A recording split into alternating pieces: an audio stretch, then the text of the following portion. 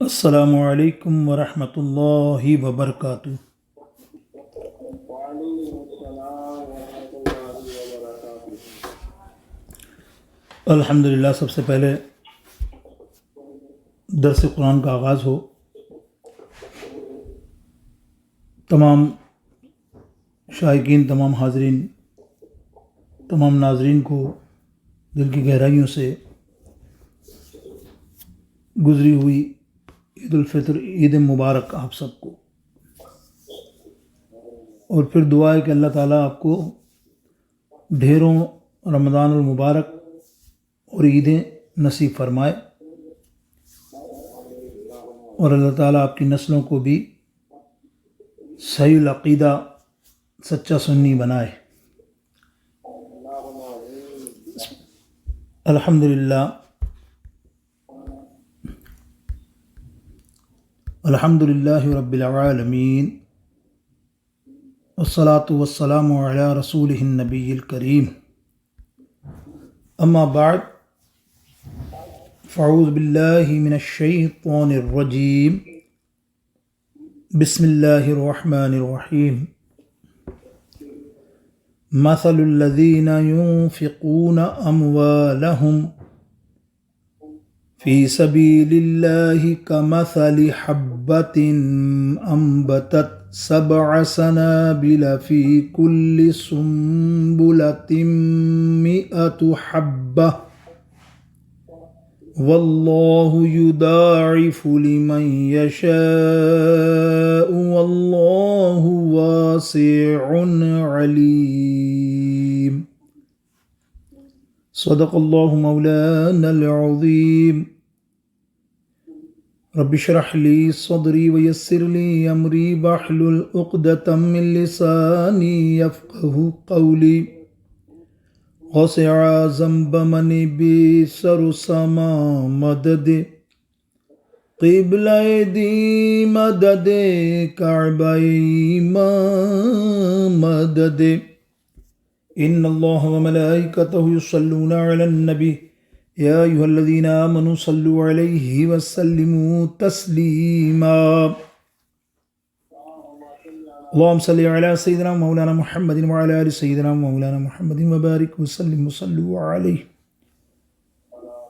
اللہ تعالی جل جلالہ کے پاک نام سے شروع، اس کے پیارے حبیب علیہ السلام کی بارگاہ اقدس میں کروڑوں درود پاک کا نذرانہ پیش کرنے کے بعد، میرے تمام آستانہ عالیہ ارشادیہ حیدرآباد شہر کے سچے سچے صحیح العقیدہ سنی اور تمام عالم اسلام میں تمام اسلامی بھائیوں کو جو دیکھ رہے ہیں، الحمدللہ آج کے اس درس قرآن میں سورہ بقرہ کی آیت نمبر 261 پارہ 3 سے ایک آیت کریمہ کا انتخاب کیا ہے۔ الحمدللہ اس پر تھوڑی سی تفصیلی گفتگو، اس کی شرح ہم ملاحظہ کریں گے قرآن و حدیث کی روشنی میں، لیکن اس سے پہلے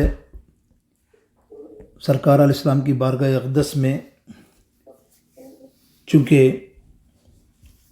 فقیر تازہ وہاں سے آیا ہے، تو ایسا ہوتا ہے وہاں سے آنے والا اتنی جلدی وہاں سے ہٹتا نہیں ہے، وہ کھویا ہوا رہتا ہی ہے، اور الحمدللہ پورا اللہ نے یہ توفیق دی کہ ایک ماہ پورا گزار کر وہاں سے اللہ تعالیٰ اور اس کے حبیب کی مہربانی سے تر و تازہ دم ہو کر اپنے وطن تو آئے، لیکن وطن میں اس پیارے اور دنیا کے سب سے حسین ترین شہر کی یاد جاتی نہیں۔ سچ پوچھو، خیالات میں بیٹھتے اٹھتے، اور یقینی طور پہ آپ کی محفل میں کہیں چند لوگ ہوں ایسے جو آئے ہوں تازہ تازہ پوچھ کے دیکھ لینا کہ واہ اللہ اکبر کیا بات ہے مدینے کی. آئیے چند اشعار بڑی مشہور نعت کے میرا دل چاہتا ہے گنگناؤں، کیوں آج کل میرے لبوں پہ پتہ نہیں بے اختیار یہ آتی ہے بات، اور تمہارے لبوں پہ بھی آنی چاہیے. اور یہ لب پر اگر یہ بات آ گئی اور سرکار علیہ الصلاۃ والسلام میرے پیارے آقا علیہ السلام نے یہ تمہاری گزارش سن لی کہ تم گنگنائے ہو، تمہیں اتنی محبت ہے مدینے سے، تو یقیناً طور پہ اگلی رمضان بلکہ حج بھی آپ کو وہاں نصیب ہو جائے انشاءاللہ. پڑھیے صلی اللہ علیہ یا رسول اللہ وسلم علیک یا حبیب اللہ. ذرا مل کے پڑھ لو، محبت کے ساتھ آواز گونج جائے، آستانہ گونج جائے. صلی اللہ علیہ رسول اللہ وسلم علیک یا حبیب اللہ. پھر پڑھیے صلی اللہ علیہ یا رسول اللہ وسلم علیک یا حبیب اللہ. میری الفت مدینے سے یوں ہی نہیں، میری الفت مدینے سے یوں ہی نہیں، میرے آقا کا روضہ مدینے میں ہے. مل کے کہہ دو، میری الفت مدینے سے یوں ہی نہیں، میرے آقا کا روضہ مدینے میں ہے. میں مدینے کی جانب نہ کیسے کھینچوں، میں مدینے کی جانب نہ کیسے کھینچوں، میرا دین اور دنیا مدینے میں ہے، میرا دین اور دنیا مدینے میں ہے. عرش اعظم پہ جس کی بڑی شان ہے، روضہ مصطفیٰ جس کی پہچان ہے، روضہ مصطفیٰ جس کی پہچان ہے. جی جی جی میری الفت مدینے سے یوں ہی نہیں، میرے آقا کا روضہ مدینے میں ہے. اور عرش اعظم پہ جس کی بڑی شان ہے، روضہ مصطفیٰ جس کی پہچان ہے، روضہ مصطفیٰ جس کی پہچان ہے، جس کا ہم پلہ کوئی محلہ نہیں، ایک ایسا محلہ مدینے میں ہے، ایک ایسا محلہ مدینے میں ہے، میری الفت مدینے سے یوں ہی نہیں، میرے آقا کا روضہ مدینے میں ہے، میں مدینے کی جانب نہ کیسے کھینچوں، میں مدینے کی جانب نہ کیسے کھینچوں، میرا دین اور دنیا مدینے میں ہے۔ اور پھر مجھے موت کا کوئی خطرہ نہ ہو، موت کیا زندگی کی بھی پرواہ نہ ہو، موت کیا زندگی کی بھی پرواہ نہ ہو، کاش سرکار ایک بار مجھ سے کہیں، کاش سرکار ایک بار مجھ سے کہیں، اب تیرا جینا مرنا مدینے میں ہے، بولو کاش سرکار ایک بار مجھ سے کہیں، کیوں؟ ارے پھر مجھے موت کا کوئی خطرہ نہ ہو، موت کیا زندگی کی بھی پرواہ نہ ہو، موت کیا زندگی کی بھی پرواہ نہ ہو، کاش سرکار ایک بار مجھ سے کہیں، اب تیرا جینا مرنا مدینے میں ہے، میری الفت مدینے سے یوں ہی نہیں، میرے آقا کا روضہ مدینے میں ہے، میں مدینے کی جانب نہ کیسے کھینچوں، میرا دین اور دنیا مدینے میں ہے۔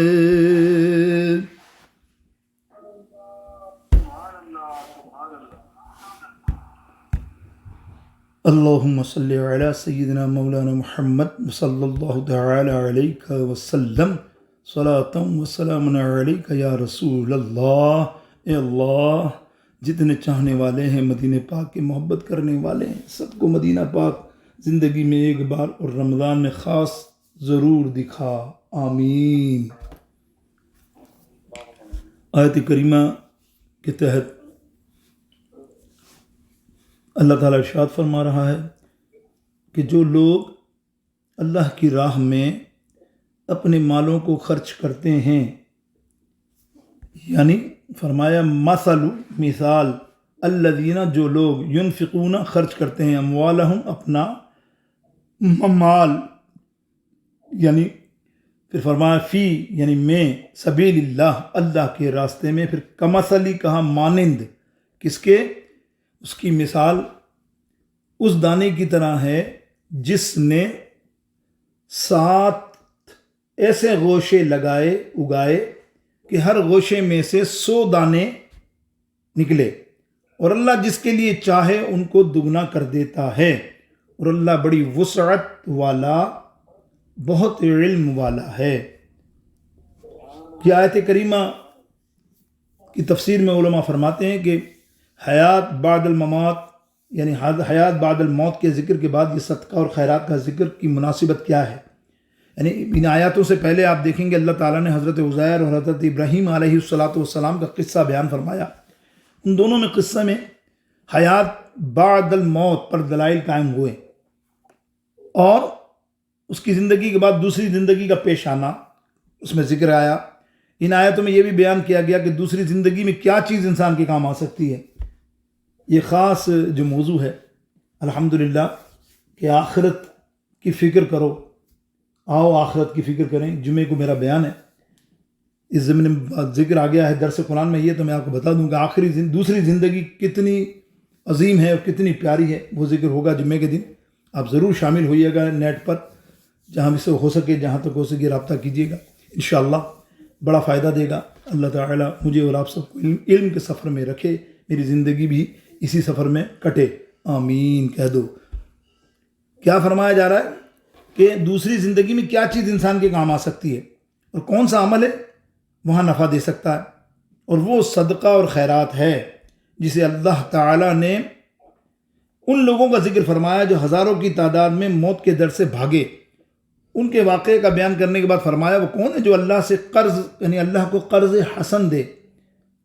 پھر جالوت اور طالوت کا ذکر ہوا، قصہ بیان ہوا۔ اس کے بعد فرمایا اے ایمان والو، اس دن کے آنے سے پہلے ہماری دی ہوئی چیزوں میں خرچ کرو، جب خرید و فروخت ہو سکے گی نہ کسی تمہاری دوستی کام آئے گی، نہ کسی بلا اذن شفاعت کام آئے گی۔ اس طرح یہ اللہ تعالیٰ حضرت عزیر اور حضرت ابراہیم علیہ السلام کے قصوں کو بیان کرنے کے بعد صدقہ اور خیرات پر اپنے بہت زیادہ اجر عطا فرمانے کا ذکر فرما رہا ہے۔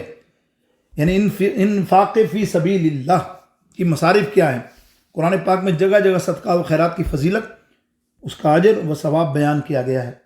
صدقہ اور خیرات کی بہت ساری ترغیبیں دی گئی ہیں، کیونکہ صدقہ اور خیرات کرنے سے دولت معاشرے میں گردش کرتی رہتی ہے، غربا فقراء کی ضرورت پوری ہوتی رہتی ہے، رفع عام کے کام انجام پاتے ہیں۔ ملک و ملت کی بقا میں صدقہ و خیرات کا بہت بڑا دخل ہے۔ ان آیتوں میں اللہ تعالیٰ نے اللہ کی سبیل راہ میں خرچ کرنے کی ترغیب فرمائی۔ اللہ کی سبیل کے کئی طریقے ہیں، مختلف انواع ہیں۔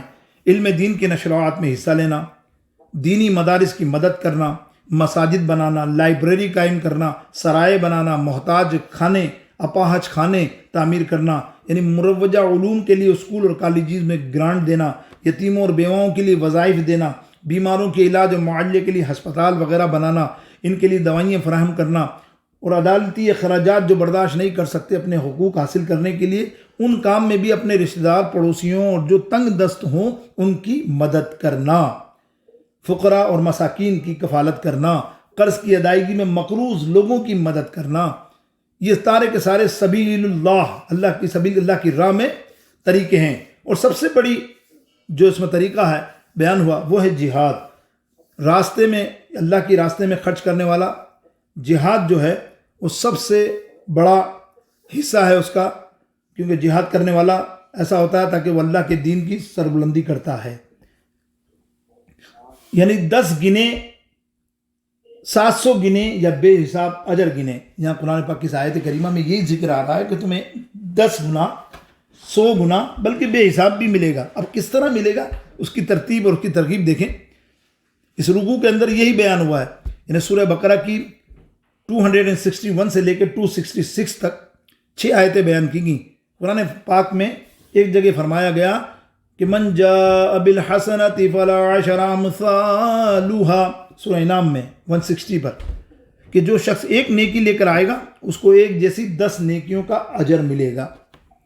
اب یہاں سورہ بقرہ کی آیات 261 میں فرمایا کہ جو شخص اللہ کی راہ میں ایک دانہ خرچ کرے گا اللہ اس کو 700 دانے یعنی 700 گنا کا اجر عطا فرمائے گا، اور اللہ تعالیٰ جس کو چاہے اس کو اجر دوگنا بھی کر سکتا ہے۔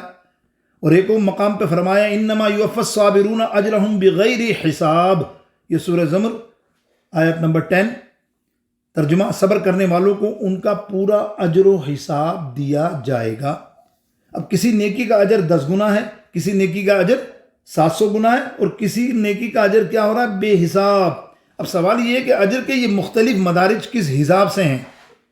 اس کا جواب یہ ہے کہ جو اللہ کی راہ میں حساب سے خرچ کرتا ہے نا، غور سے سننا توجہ سے، اللہ کی راہ میں خرچ کرنے والوں، رمضان مبارک میں بھی تم نے خرچ کیے ہوں گے اللہ کی راہ میں یقیناً، یعنی اس کا جواب یہ ہے کہ اللہ کی راہ میں حساب سے جو خرچ کرتا ہے نا، اس کو اللہ حساب سے ہی اجر دیتا ہے، اور جو اللہ کی راہ میں بے حساب خرچ کرتا ہے تو اللہ اس کو بے حساب اجر دیتا ہے۔ دوسرا جواب اس کا یہ ہے کہ اجر و ثواب کے مدارج کا یہ فرق نیت اور خلوص کے مدارج کے اعتبار سے ہے۔ مثلا سنیے غور سے، بڑے توجہ اور بڑے پتے کی بات، ادھر ادھر نہ دیکھیں، سنیں۔ مثلا 1 کروڑ پتی کسی بھوکے کو 2 روٹیاں دے، یہ بھی نیکی ہے۔ ایک متوسط آمدنی والا کسی بھوکے کو 2 روٹیاں دے، یہ بھی نیکی ہے۔ اور جس کی کل کائنات ہی 2 روٹی ہو، 2 ہی روٹی ہیں اس کے بعد کھانے کے لیے، اگر وہ بھوکے کو 2 روٹیاں دے گا تو خود بھوکا رہے گا ساری رات۔ اس کا بھوکا رونا اور 2 روٹی دینا بھی نیکی ہے۔ اب دیکھیے موازنہ، لیکن یہ تینوں نیکیوں میں برابری نہیں ہے، سن لیجئے۔ تو ان کا اجر برابر کیسے ہوگا؟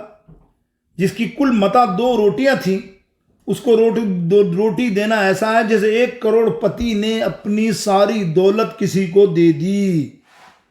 تو اس لیے یہ ہو سکتا ہے کہ کروڑ پتی کو اس نیکی کا اجر تو 10 گنا ملے گا، متوسط آمدنی والے کو 700 گنا ملے گا، اور جس کے بعد تھیں 2 روٹیاں، کھانے کو کچھ نہیں۔ اللہ و صحابہ کرام اور مولا علی کے گھرانے سے آپ نے کئی احادیثیں سنی، اس وقت نہیں، ورنہ 2-4 تو میں سنا دوں۔ اللہ اکبر، میرے مولا علی کرم اللہ وجہ کے گھرانے میں اللہ اکبر 3 دن تک روزہ افطار کھجور سے کیا، روٹیاں پک رہی تھیں۔ ایک وقت کا روزہ رکھا ہوا تھا 3 دن کا، ایک وقت کا روزہ کہ آواز آئی کہ کوئی ہے ہمیں کھلانے والا، تو روٹی دے دی گئی۔ جو روٹی بھی مطلب میں تو شارٹ تھی کہ 3 آدمیوں کی 3 یا 4 روٹیاں تھیں، امام علی مقام سے لے کے مولا علی اور حضرت سیدہ فاطمہ الزہرا رضی اللہ تعالیٰ عنہما تک وہ روٹی دے دی گئی۔ 3 دن کے بعد میرے آقا علیہ السلام تشریف لا فرمایا کہ علی روزہ نہیں کھولا، بولا یا رسول اللہ اتفاق ہے، ہمارے پاس جتنی روٹیاں تھیں اتنے ہی روزانہ فقیر آتے رہے۔ اور سرکار نے ان کی مختصر کر رہا ہوں وضاحت بھی دی، اور فرمایا اللہ رب العالمین نے تمہیں آزمایا اور فرشتوں کے ذریعے یہ تم سے آزمائش پوری کی، تم قرآن کی آیت کے مصداق بن گئے۔ دیکھا آپ نے، تو یہ ہیں صابرین کرنے والے اہل بیت۔ اللہ رب العالمین اہل بیت کے صدقے میں ہمارا بھی بیڑا پار فرمائے، ہمیں بھی کشادہ دل اور رحم دل بنائے۔ تو اب 2 روٹی کا حساب والے کو بے حساب اجر ملے گا۔ چوتھا جواب یہ ہے کہ اللہ تعالیٰ نے صبر کرنے والے کے لیے بے حساب اجر لکھا ہے، فرمایا ہے، کیونکہ اللہ کی راہ میں از خود خرچ کرنا آسان ہے، اور کسی ناگہانی آفات اور نقصان اور شکوہ اور شکایت نہ کرنا، خاموشی سے اس نقصان کو برداشت کرنا، یہ بہت مشکل ہے۔ کیونکہ جب اللہ کی راہ میں خرچ آدمی کرتا ہے نا، تو وہ اس کے منصوبہ اور پروگرام کے مطابق خرچ کرتا ہے۔ اس کو صدقات اور خیرات کے آداب کے اندر شرائط میں یہ ہے، اللہ تعالیٰ اس رکوع کی پہلی آیات میں اللہ کی راہ میں صدقہ اور خیرات کرنے کا اجر و ثواب بیان فرما رہا ہے۔ دوسری آیت میں یہ فرما رہا ہے، یہ اجر جو ہے اور ثواب تب حاصل ہوگا جب صدقہ دینے والے کے بعد احسان جتایا جائے، نہ تانا دیا جائے۔ یعنی آج کل تو آپ کو پتہ دور دکھاوا کا بھی ہے، اور کوئی زکوٰۃ بھی دیتا ہے۔ زکوٰۃ تو دیکھو، زکوٰۃ تو میل ہے نا، وہ تو میل ہے، میل دینے کے بعد بھی جتاتا ہے، دیکھ تیرے کو زکوٰۃ تو دی تھی میں نے، تیرے کو تو یہ کرتا ہوں، تیرے کو تو یہ کرتا ہوں، تو میرا یہ کام نہیں کرتا، استغفر اللہ۔ تو یہاں سن لیجئے، ان لوگوں کے لیے ہے وعید کہ جب صدقہ دینے کے بعد احسان جتایا جائے نا، اور نہ تانا دے کر اس کو اذیت پہنچائی جائے، تو جس کو صدقہ دیا ہے، امام راضی رحمۃ اللہ تعالیٰ علیہ فرماتے ہیں کہ حضرت عثمان غنی نے جب غزوہ تبوک میں 1000 اونٹ ماں کجاوا دیے، 1000 دینار دیے، تو میرے آقا علیہ السلام نے ہاتھ اٹھا کر دعا دی کہ اے میرے رب، میں عثمان سے راضی ہو گیا، تو بھی عثمان سے راضی ہو جا۔ تو حضرت عبد الرحمن بن عوف رضی اللہ تعالیٰ عنہ نے اپنے مال سے 4000 دینار صدقہ کیے، تو یہ آیات کریمہ نازل ہوئی کہ جو لوگ اللہ کی راہ میں اپنے مال کو خرچ کرتے ہیں، پھر جو خرچ کیا اس پر احسان جتاتے ہیں، نہ کوئی تکلیف پہنچاتے ہیں، ان کے لیے ان کے رب کے پاس ان کا اجر ہے، ان پر کچھ خوف ہے، نہ وہ غمگین ہے، اللہ نہ وہ کبھی غمگین ہوں گے۔ سورہ بقرہ کی یہ آیت کریمہ تھی 262 262، تفسیر کبیر جلد نمبر 2 اور پیج نمبر 23۔ اب تیسری آیات کریمہ میں یہ فرمایا، اگر کسی کو صدقہ دینے کے بعد تانا دے کر اس کو اذیت پہنچائی تو اس سے بہتر ہے کہ اس کو صدقہ نہ دیا جائے اور اس سے کوئی نیک اور اچھی بات کہہ دی جائے۔ مثلا سائل سے یہ کہہ دیا جائے کہ اس وقت ہمارے پاس گنجائش نہیں ہے، اس سے معذرت کر لے، یا اس کی کسی اور دینے کی طرف رہنمائی کر دے، یا کسی مسلمان کو کوئی نصیحت کرنا یا خیر خواہی کی بات کرنا، یعنی کسی کو مشورہ دینا، ایسا صدقہ کرنے سے بہتر ہے جس میں آپ دکھاوا کرو اور کوئی احسان جتاؤ کسی کو صدقہ دے کر، جس کے بعد اس شخص کی دل آزاری کی جائے۔ جس کو صدقہ دیا جائے، یہ رکوع کی 4تھی آیت کریمہ ہے، یہ فرمایا کہ صدقہ اور خیرات کرنے والے اخلاص کے ساتھ محض اللہ تعالیٰ کی رضا جوئی کے لیے صدقہ دیں، لوگوں کو دکھانے اور سنانے کے لیے صدقہ نہ دیں۔ وہ ضرورت مندوں سے اپنی سخاوت اور دریا دلی کے قصیدے سننے کے خواہش نہ رکھیں، نہ یہ چاہیں کہ عام لوگ ان کی فیاضی کا ذکر کریں۔ اگر انہوں نے اپنی سخاوت اور دریا دلی کے قصیدے سننے کی خواہش نہ رکھی، نہ یہ چاہا کہ عام لوگ میں ان کی فیاضی کا ذکر ہو، اگر انہوں نے اپنی سخاوت اور دریا دلی کے کچھ سننے کی چاہت نہیں کی، تو پھر کیا ہوگا؟ اور انہوں نے ایسا کیا کہ جیسا وہ اس کے دل میں، ایک تو یہ بات کہ وہ یہ چاہیں کہ ہمارا کوئی ذکر نہ ہو، ایک ہاتھ سے دیں دوسرے ہاتھ کو معلوم نہ ہو، اور خاموشی اختیار کریں، جس کو بھی دیں وہ بندہ بالکل خاموش رہے اور ایسی شوبازی یا لوگوں میں عام نہ کرے، تو اس کے لیے تو آپ ارشاد یہی ہوا کہ اس کو بے حساب و کرام الحمدللہ اللہ کا اللہ تعالیٰ اجر عطا فرماتا ہے۔ لیکن جو عام لوگوں میں ذکر کرتے ہیں اور اپنی خواہش کا اظہار کرتے ہیں کہ میں نے یہ خیرات کی، میں نے یہ معاملہ کیا، اگر انہوں نے ایسا کیا تو ان کا یہ عمل ضائع ہو جائے گا، اس پر کوئی ثواب نہیں ملے گا۔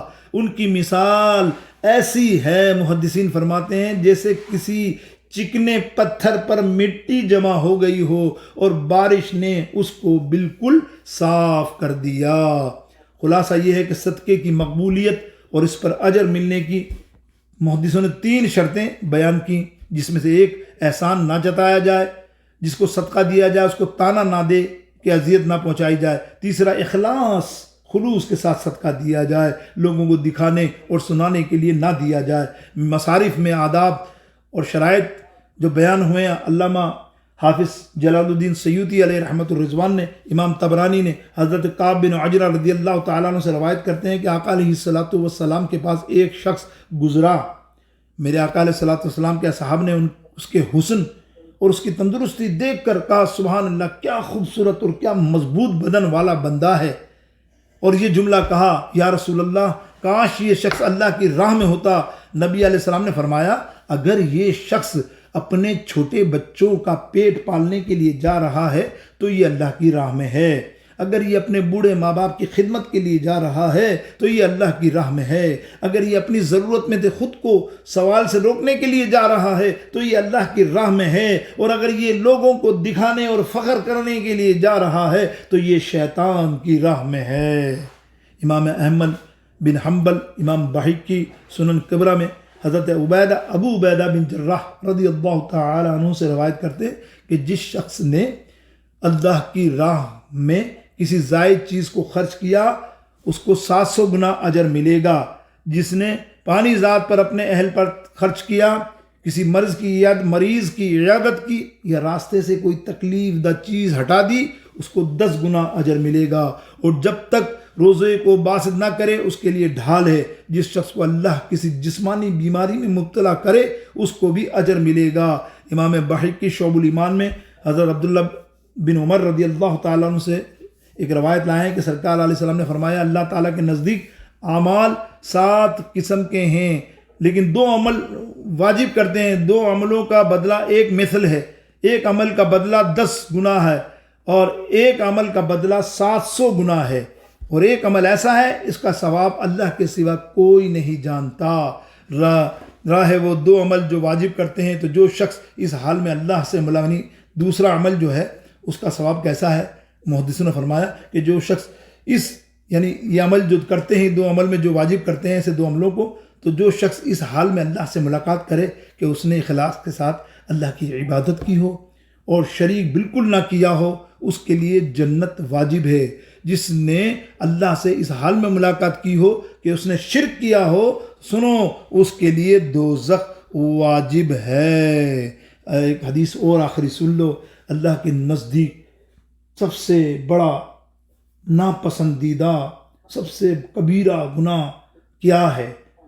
محدثین بے شمار محدثوں نے اس پر کلام کیا ہے. یہ آخری بات سن لو، وقت کم ہو گیا، بس 2-3 منٹ ہیں، تو یہ 2 ہی منٹ کی حدیث پاک ہے کہ اللہ کے حبیب علیہ السلام فرماتے ہیں اللہ کے نزدیک سب سے خطرناک گناہ، سب سے خطرناک ناپسندیدہ چیز کیا ہے؟ کیا زنا ہے؟ کیا سود ہے کھانے والا ہے؟ یہ چوری کرنے والا ہے؟ یہ شرابی ہے؟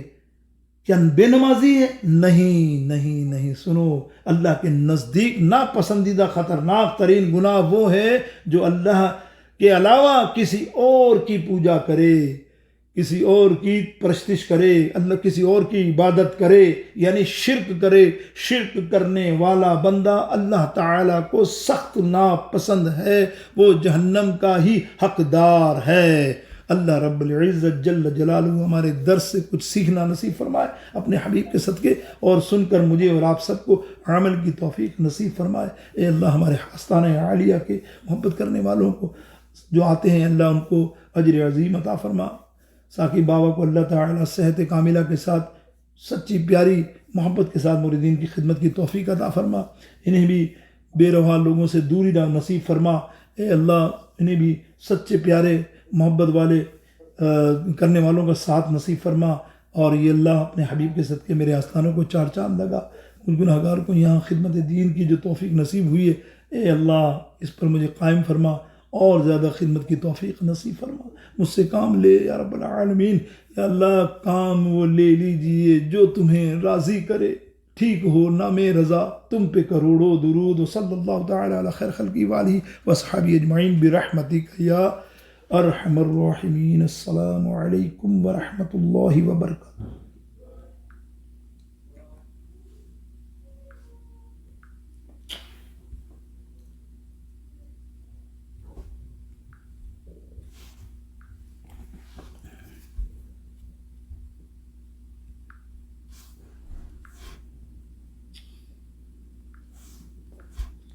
بسم اللہ الرحمن الرحیم. والصلاة والسلام علیک یا رسول اللہ وعلی آلک واصحابک یا رسول اللہ یا حبیب اللہ. الحمدللہ سیرت مصطفیٰ صلی اللہ تعالی علیہ وسلم. آج ہماری کلاس جو ہے کلاس ہے. سب کو عید مبارک اور عید کی خوشیاں انشاءاللہ سب نے سمیٹی ہوں گی. آئیے اپنی کلاس کا آغاز کرتے ہیں. مختلف وفود کے ساتھ ملاقات جو تھی وہ ہو رہی ہے. آج وفد کندہ، یہ لوگ یمن کی طرف اطراف میں رہتے تھے. اس قبیلے کے 70-80 سوار بڑے ٹھاٹ باٹ کے ساتھ مدینے آئے، خوب بالوں میں کنگھی کیے ہوئے، ریشمی گونٹ کے جیسے کپڑے پہنے ہوئے، ہتھیاروں سے سجے ہوئے مدینے کی آبادی میں داخل ہوئے.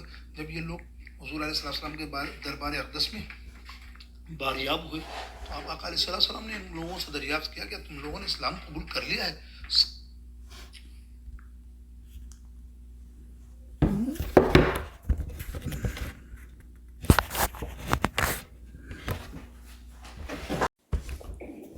السلام علیکم ورحمۃ اللہ وبرکاتہ. وعلیکم السلام ورحمۃ اللہ وبرکاتہ. الحمدللہ سب سے پہلے درس قرآن کا آغاز ہو. تمام شائقین، تمام حاضرین، تمام ناظرین کو دل کی گہرائیوں سے گزری ہوئی عید الفطر، عید مبارک آپ سب کو. اور پھر دعا ہے کہ اللہ تعالیٰ آپ کو ڈھیروں رمضان المبارک اور عیدیں نصیب فرمائے.